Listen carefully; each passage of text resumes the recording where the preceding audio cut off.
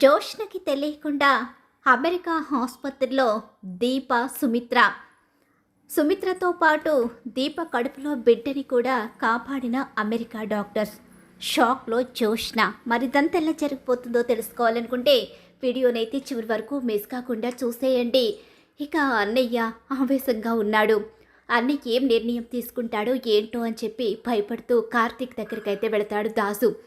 ఏమైంది, అసలు ఎందుకలా ఉన్నావు, ఏం జరిగిందో చెప్పు దాస్ మావయ్య అని చెప్పేసి అడుగుతూ ఉంటాడు కార్తీక్. అయితే కార్తీక్ జోష్న జోష్న దీపని చంపేస్తాను అంటుంది. ఆ మాటలన్నీ విన్న అన్నయ్య ఏ నిర్ణయం తీసుకుంటాడో భయంగా ఉంది అని చెప్పేసి అంటూ ఉంటాడు. ఈ మాటలు దీప కూడా వినేస్తుంది. ఏం మాట్లాడుతున్నావు మావయ్య అని చెప్పి అనేసరికి అక్కడ జరిగిన సిచ్యువేషన్ అంతా కూడా దాస్ అయితే కార్తీక్తో చెప్తాడు. నువ్వు కంగారు పడుకు, నేను చూసుకుంటాను, జోష్నకి అంత సీన్ లేదు అని చెప్పేసి అక్కడి నుంచి ఇక దాసునైతే పంపిస్తాడు. తన కూతుర్ని గండం నుంచి ఎలా కాపాడుకోవాలి, ఈ ఇంటి వారసురాలుగా దీపని ఎలా నిలబెట్టాలి, అసలు దీపని నేను కాపాడుకోగలనా లేదా అని ఆలోచిస్తూ బాధపడుతూ ఉంటాడు.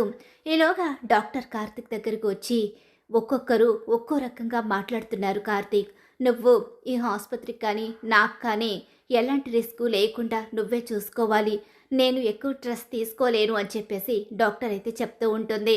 ఇక్కడ శ్రీధర్ అయితే కాంచనికి మాటిస్తాడు. కార్తీకు దీప అసలు బిడ్డ విషయంలో ఏం చేస్తున్నారో ఖచ్చితంగా నేను తెలుసుకుని నీకు చెప్తాను, నువ్వేమీ కంగారు పడుకు కాంచన, నువ్వు ఎక్కువగా ఆలోచించి బాధపడుకు, అసలు కార్తీక్ ఎందుకు ఇలా చేస్తున్నాడు, అసలు ఏం జరుగుతుందో పూర్తి వివరాలు తెలుసుకుంటానని చెప్పేసి శ్రీధరు కాంచనికి మాటిస్తాడు.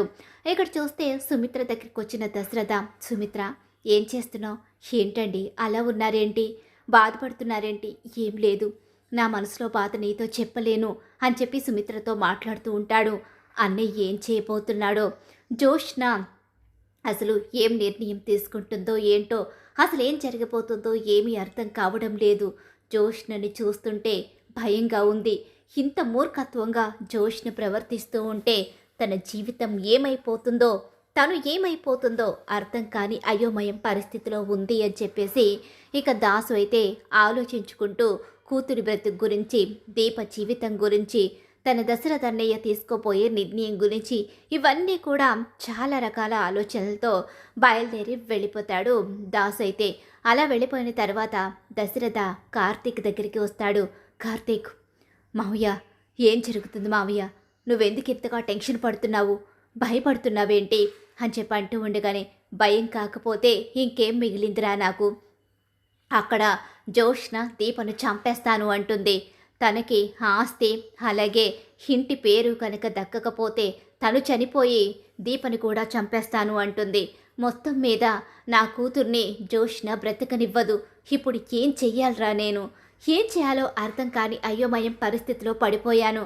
అసలు నా కూతుర్ని, నా మనవరాల్ని, నా భార్యని నేను కాపాడుకోగలనా, వీళ్ళ ముగ్గురిని నేను కోల్పోతానో కూడా తెలియడం లేదు అని చెప్పేసి బాధపడుతూ ఉంటాడు దశరథ. నాన్న, ఎందుకు నాన్న కంగారు పడతావు, జోష్నకి భయపడ్డమేంటి? అవును మావయ్య, జోష్న మాట్లాడే మాటలకి మనం భయపడితే ప్రతిరోజు చస్తూ బ్రతకాలి. లేదురా, నీకు తెలియదు, దాని కళ్ళల్లో కసి, దాని ఒళ్ళంతా నిండిపోయి ఉన్న పగ, ప్రతీకారం ఇవన్నీ కూడా దాన్ని ఎంత దూరమైనా వెళ్ళేలా చేస్తాయి. ఆల్రెడీ దీప మీద 2 సార్లు అటాక్ జరిగింది, అలాగే నా మీద కూడా అటాక్ జరిగింది, అలాగే దాసుని చంపపోయింది. వీటన్నిటికీ కారణం ఒక్కరే, జోష్న. జోష్నే ఇదంతా చేస్తుందని క్లియర్గా తెలిసిపోతుంది. మనం అంతా జరిగి చేజారిపోయిన తర్వాత జోష్నకి బుద్ధి చెప్పినా, జోష్నని ఏం చేసినా సరే ప్రయోజనం ఉండదు. ఎవరికి ఎలాంటి ప్రమాదం జరగకముందే జోష్నకి బుద్ధి చెప్పాలి. అసలు అది సాధ్యమవుతుందంటావా? నేను జోష్నకి బుద్ధి చెప్పి నా కూతుర్ని, నా భార్యని, అదే నా కూతుర్ని, తన తల్లిని కలపగలను అంటావా? అసలు ఇదంతా జరుగుతుందంటావా అని చెప్పేసి అంటూ ఉంటాడు దశరథ. నువ్వేం కంగారు పడుకు మావయ్య, నువ్వింటికి వెళ్ళు, అంతా నేను చూసుకుంటానని చెప్తున్నాను కదా. నీ కూతురికి ఏం కాదు, అలాగే ఇక అత్తకి ఏం కాదు, అలా అని కడుపులో బిడ్డకి గ్యారంటీ లేదన్న విషయం నీకు తెలుసు. ఆశలు వదిలేసుకున్న తర్వాత మళ్ళీ ఆశలు చిగురించవు మావయ్య. అలా అని నీ కూతురికి ఏం కాకుండా చూసుకునే బాధ్యత మాత్రం నాది. నువ్వు ఇదంతా ఆలోచిస్తూ ఎక్కువగా బాధపడకు అని చెప్పేసి అక్కడి నుంచి పంపించేస్తాడు దశరథనైతే. దశరథకు తెల్లవార్లు కూడా నిద్ర పట్టదు. అసలు జోష్న ఎందుకు ఇంత దారుణం చేస్తుంది? ఆస్తి కోసమే అయితే ఆస్తిని మొత్తం ఇచ్చేసి నేను నా కూతుర్ని తీసుకుని వెళ్ళిపోతాను. కానీ అంత ఆస్తి ఐశ్వర్యం ఉంచుకుని నా కూతురు అనాథలా బ్రతికిందే. ఇప్పుడైనా ఈ ఆస్తికి వారసురాలిగా మహారాణిలా బ్రతుకుతుందని ఆశపడితే నా కూతురి ప్రాణాలతో ఉండదేమో అని భయంగా ఉంది. కానీ ఏం చెయ్యగలను నేను? ఎలా నా కూతుర్ని కాపాడగలను? నా కూతురి కోసం నా ప్రాణాన్ని సహితం నేను అడ్డు పెట్టగలను. కానీ నా ప్రాణం అడ్డు పెట్టినా నా కూతుర్ని కాపాడుకోగలనా అని ఎన్నో రకరకాలుగా ఆలోచనలు ఇక జోష్న మాటలే తనకి గుర్తుకొస్తూ ఉంటాయి. అంత కసేపగా ఆస్తి కోసం, తనది కాని ఆస్తి కోసం అంత ఆరాటం చూసిన ఇక తన కూతురు కాని కూతురు కళ్ళల్లో మాటల్లో ఆ ఆరాటాన్ని చూసి తనకి కంగారు మొదలవుతుంది. ఏం చేయాలన్న ఆలోచన రకరకాలుగా తన బుర్రలో మెదులుతూ ఉంటుంది. కార్తీక్ అయితే ధైర్యం చెప్తాడు. కార్తీకు నేను చూసుకుంటాను అన్నాడు. చూసుకుంటాడు వాడు నిజంగానే చూసుకుంటాడు. కానీ వాడికి కూడా ఏం జరగకూడదు కదా. నా కూతురు ప్రాణాలు కాపాడపోయి వాడికి ఏదైనా జరిగితే ఇక మాలో ఎవరు బ్రతుకున్నా అర్థం లేదు. వాడు బాగుండాలి, నా కూతురు బాగుండాలి, నా కుటుంబం బాగుండాలి. అందుకనే నేను ఏం చేయాలి అని ఆలోచించుకుంటూ ఉంటాడు. ఇక ఇలా తెల్లవార్లు దీప అదే ఆలోచనలో ఉంటుంది, కార్తీక్ అదే ఆలోచనలో ఉంటాడు. ఇక్కడ శ్రీధర్ చెప్పిన మాటలతో కాంచన ఆలోచనలు కూడా మారిపోతాయి. అసలు ఏం జరుగుతుంది? మా చుట్టూ ఏదో మాకు తెలియకుండా దీప కార్తీకుల మధ్య సంఘర్షణ ఉంది. అదేంటి? ఎందుకు వీళ్ళు మా దగ్గర దాచిపెడుతున్నారు? అసలు ఏంటి భగవంతుడా నీ మాయ? ఏం జరుగుతుంది? దీప ఎంతో మంచిది, అలాంటి దీప తన బిడ్డ విషయంలో ఎందుకు ఇలా చేస్తుంది అని ఇక తన మనసులో రకరకాల సందేహాలు. తెల్లవారుతుంది. మళ్ళీ ఆసుపత్రికి వస్తాడు దశరథ్ అయితే. ఏంటి మావయ్య మళ్ళీ ఏమైంది? కార్తీక్, నా వల్ల కాదు, నేను ప్రశాంతంగా ఉండలేను. నేను ఒక నిర్ణయం తీసుకున్నాను. ఏంటి మావయ్య అది? నేను కూడా ఒక నిర్ణయం తీసుకున్నాను. అది నీకు చెప్పాలి అనుకుంటున్నాను. కానీ ముందు నువ్వేం చెప్పాలనుకుంటున్నావో నాకు చెప్పు అని చెప్పేసి అంటూ ఉండగానే ఇక వీళ్ళను ఇక్కడ ఉంచడం కరెక్టు కాదు. దీపకి అలాగే సుమిత్రకి ట్రీట్మెంటు ఇక్కడ జరగడం నాకు ఇష్టం లేదు. దీప బోన్ మ్యారో ఇచ్చి తల్లిని కాపాడుకోవాలి అనుకుంటుంది. దీప కడుపులో బిడ్డని కాపాడుకోవాలని, నా భార్యని కాపాడుకోవాలని, నా కూతుర్ని కాపాడుకోవాలని నా మనసులో రకరకాల సందేహాలు, బాధలు ఎక్కువైపోతున్నాయి. ఈ ఆలోచనలతో నా బుర్ర పనిచేయకుండా పోతుంది. కాబట్టి ఇప్పుడు నేను ఒక నిర్ణయం తీసుకున్నాను. చెప్పు మావయ్య, ఆ నిర్ణయం ఏంటో చెప్పమనే కదా అంటున్నాను. అదే, దీప ఇక్కడ ఉండకూడదు, అలాగే సుమిత్ర కూడా ఇక్కడ ఉండకూడదు. ఇక్కడ వీళ్ళకి ట్రీట్మెంట్ జరగకూడదు. ఇక్కడి నుంచి వేరే చోటికి వెళ్ళిపోవాలి. అంటే జోష్నకి భయపడాలి అంటున్నావా? భయపడ్డం కాదురా, ముందు వీళ్ళ ప్రాణాలు కాపాడుకోవడం కూడా ముఖ్యమే కదా. అవును మావయ్య, నువ్వు చెప్పింది కూడా కరెక్టే. ముందు ముఖ్యంగా దీపను, అత్తని కాపాడుకోవాలి. ఆ తర్వాత ఎలా జోష్నకి బుద్ధి చెప్పాలో ఆలోచిస్తాను. అదే నేను నా ఫ్రెండ్తో మాట్లాడాను. అలా మాట్లాడిన తర్వాత నా ఫ్రెండ్ ఒక సలహా ఇచ్చాడు. అమెరికాలో తనకి తెలిసిన ఒక పెద్ద డాక్టర్ ఉన్నాడు, క్యాన్సర్ స్పెషలిస్టు. ఇక అక్కడ కనుక తీసుకుని వెళితే అత్తకి ట్రీట్మెంట్ జరుగుతుంది. దీప బోన్ మ్యారో తీసి అత్తకి ట్రీట్మెంట్ చేస్తారు, అత్త బ్రతుకుతుంది. ఇక 99% దీప కడుపులో బిడ్డ కూడా బ్రతికే ఛాన్సెస్ ఉన్నాయని చెప్పేసి వాడైతే చెప్పాడు. దాని మీద నాకు పెద్దగా ఆశలు లేవు, కాకపోతే ముందు అక్కడికి వెళ్ళాలి.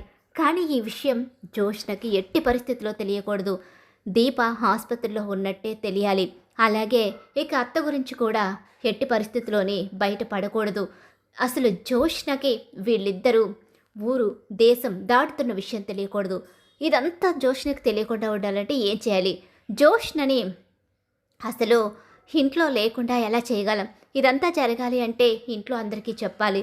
కానీ చెప్తే జోష్నకి తెలిసిపోతుంది. అదంతా నేను చూసుకుంటానులేరా, వీళ్లను తీసుకువెళ్లే ఏర్పాటు నువ్వు చేయి. డాక్టర్ గారితో మాట్లాడావా? అవును, మాట్లాడాను. డాక్టర్ గారితో ఇక్కడున్న ప్రమాదాల గురించి వివరించాను. డాక్టర్ వెంటనే అన్ని ఏర్పాట్లు చేస్తానని నాతో చెప్పారు. డాక్టరు ఆ ఏర్పాట్ల మీదే ఉన్నారు. మరి ఇప్పుడు జోష్న విషయం ఏం చేయాలి అని ఆలోచిస్తున్నాను. సరే, నేను చూసుకుంటానని చెప్పాను కదా, జోష్నని నేను చూసుకుంటాను. ఇక నువ్వేం కంగారు పడకు. అయితే ఆ ఏర్పాట్లు పూర్తి చేసిన తర్వాత నాకు చెప్పు అని చెప్పనేసి, ఏర్పాట్లు సాయంత్రానికి పూర్తయిపోతాయి మావయ్య. ఇక మనం ఆలోచించి ఆలస్యం చేసే కొద్దీ ప్రమాదాలు వీళ్ళ చుట్టూ తిరుగుతూ ఉన్నాయి. నేను జోష్నకి భయపడను. వీళ్ళని కాపాడుకున్న తర్వాత జోష్నకి ఎలా బుద్ధి చెప్పాలో అప్పుడు నేను ఆల్రెడీ ప్రిపేర్ మీద ఉన్నాను. దీపనే చంపుతానని బెదిరిస్తున్న జోష్నను ఎలా వదిలిపెడతాను? వదిలిపెట్టే సమస్య లేదు. జోష్న ఆగడాలు హద్దు మీరిపోతున్నాయి. అందుకనే జోష్నకి ఎలా బుద్ధి చెప్పాలో అలానే చెప్తానని కార్తీక్ అంటూ ఏర్పాట్లు చేసేసుకుంటాడు. ఇక ఇంటికి వెళ్ళిన తర్వాత దశరథ్ అయితే, పిన్ని, నీతో ఒక విషయం చెప్పాలి అని చెప్పేసి అంటూ ఉండగానే, ఏంటా విషయం? అవును నాన్న, మీరు కూడా వచ్చారా? జోష్నని తీసుకుని గుడికి వెళ్తారా? హేరా, ఏ గుడికి వెళ్ళాలి? అదే మన సొంత ఊరైనా ఒక పల్లెటూరులో అమ్మవారి గుడి ఉంది కదా. అవును, నిజమే, అమ్మవారు చాలా ఫేమస్. జోష్న మా కన్న బిడ్డ కదా. ఇప్పుడు జోష్న బోన్ మ్యారో ఇవ్వబోతుంది. సుమిత్రకి జోష్నకి ఎలాంటి ప్రమాదం జరగకూడదు. ఇద్దరు ప్రాణాలతో సంతోషంగా ఉండాలి. అందుకనే అక్కడ అమ్మవారికి జోష్న చేత అభిషేకం చేయిస్తానని మొక్కుకున్నాను. సుమిత్ర ఆపరేషన్కి ముందే జోష్నని అక్కడికి తీసుకుని వెళ్ళి గుడిలో అభిషేకం చేయించి ఒక రాత్రి నిద్ర చేసి రావాలి నాన్న. మీరు, పిన్ని ఇక జోష్నని తీసుకుని వెళ్ళాలి. ఇప్పుడు ఎలా వెళ్తాను? నేను వెళ్ళను. ఏంటది? మీ అమ్మ కోసం మీ నాన్న మొక్కుకున్నానని చెప్తున్నాడు. మీ నాన్న ఇప్పుడు వచ్చే పరిస్థితిలో లేడు. సుమిత్రని హాస్పిటల్లో జాయిన్ చేయాలి. ఇప్పుడు సుమిత్రని హాస్పిటల్లో జాయిన్ చేయడానికి వెళుతున్నాడు కాబట్టి ఇక నిన్ను తీసుకుని వెళ్తాను. రానని చెప్తే కుదరదు అని చెప్పి శివనారాయణ అంటూ ఉండగానే, వీళ్ళేదో ప్లాన్ చేశారు. కానీ ఇప్పుడు ఎలా తెలుసుకోవాలి? ఆలస్యం చేయకు జోష్న, పద బయలుదేరదాం.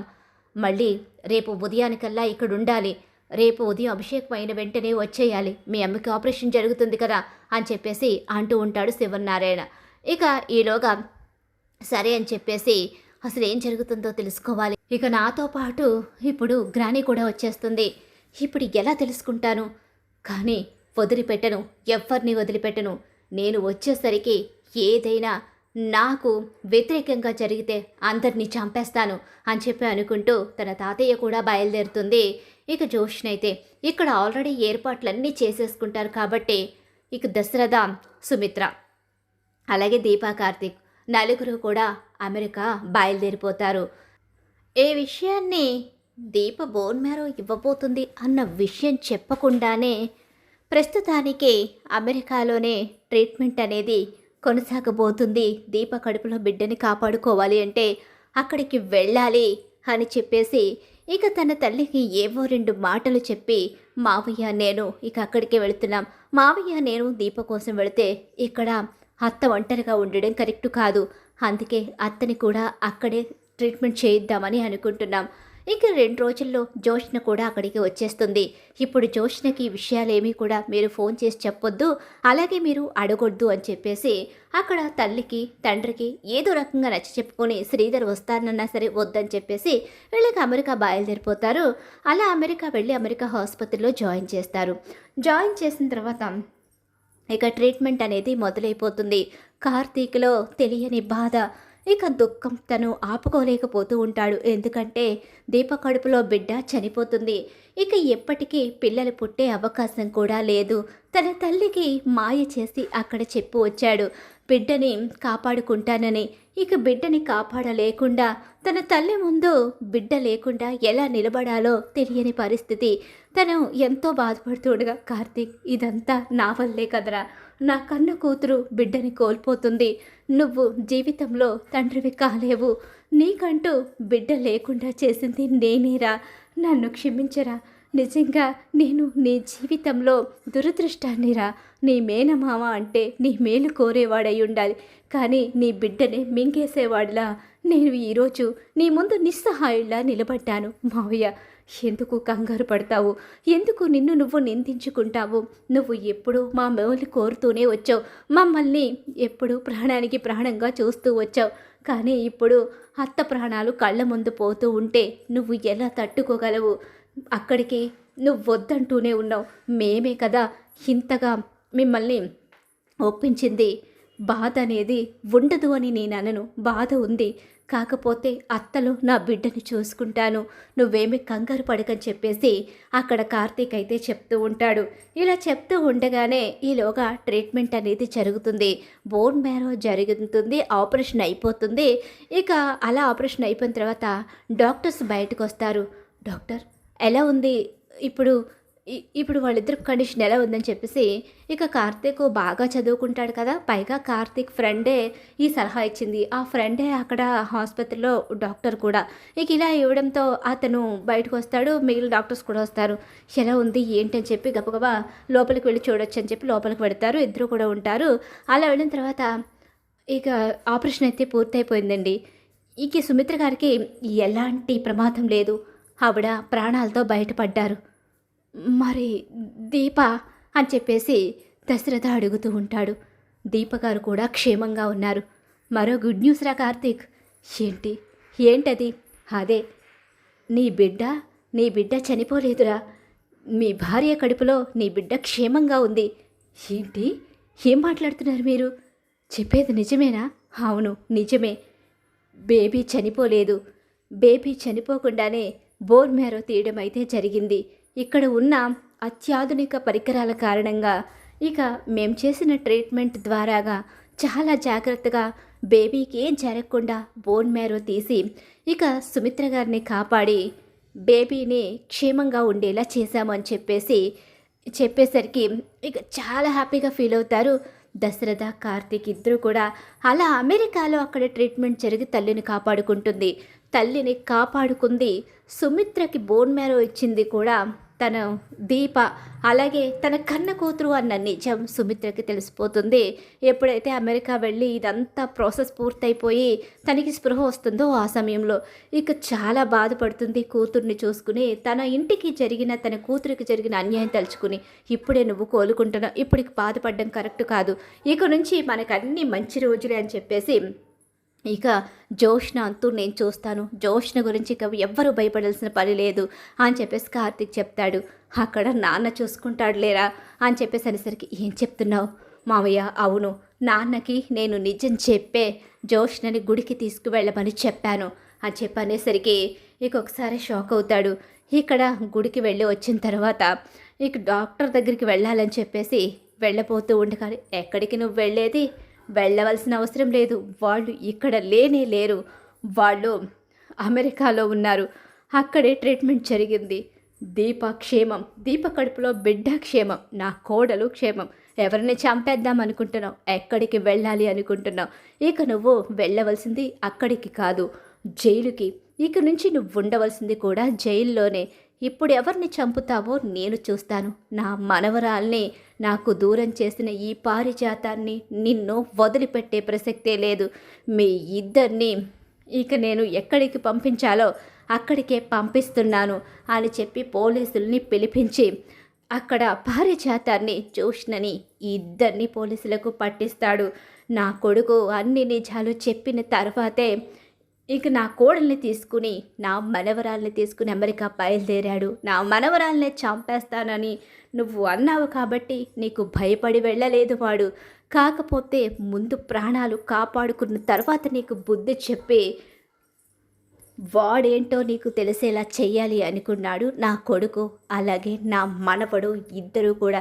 నిన్ను చంపడం నాకు పెద్ద లెక్క కాదు, కానీ నీ కన్న తండ్రి దాసు బాధపడతాడు. వాడి మొహం చూసి చంపకుండా వదిలేస్తున్నాను మీ ఇద్దరిని. అలా అని బయట మిమ్మల్ని ఎలా తిరగనిస్తాను? నా మనవరాల్ని చంపడానికి నువ్వు చేసుకున్న ఏర్పాట్లన్నిటినీ కూడా తెలుసుకుని పతనం చేసేశాడు నా మనవడు.